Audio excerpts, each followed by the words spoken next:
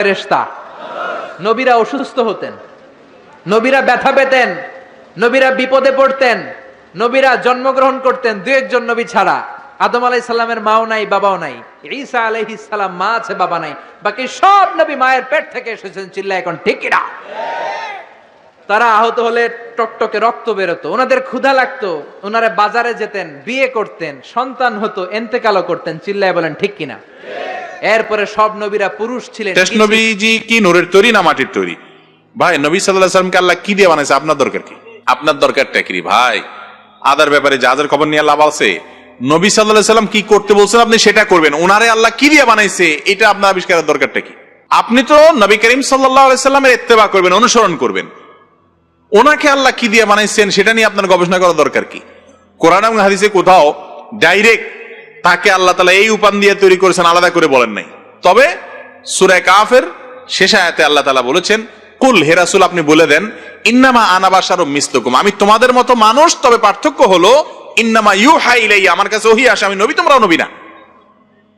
তাহলে এখান থেকে বোঝায় নবীজি মানুষ, আর মানুষকে আল্লাহ তাআলা মাটি দিয়ে তৈরি করেছেন, সেই হিসাবে বোঝায় তিনি মাটির তৈরি। ভাই, এটা নিয়ে গন্ডগোল ফাসাদ অনেক আছে।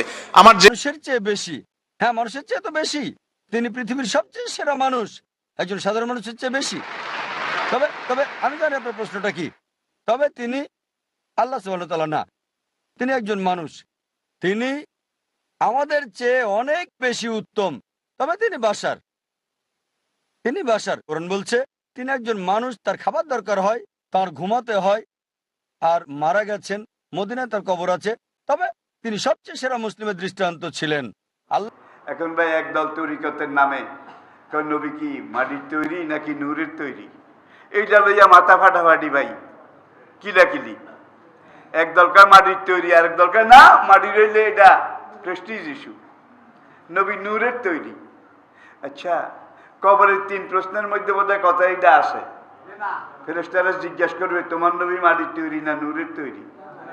হাসরের মাঠে যে কড়াই গন্ডায় চুল চেরা হিসাব হবে, সেখানে বোধহয় আল্লাহ জিজ্ঞেস করবে যে আমার হাবিব তোমার নবী মাটির তৈরি না নূরের তৈরি?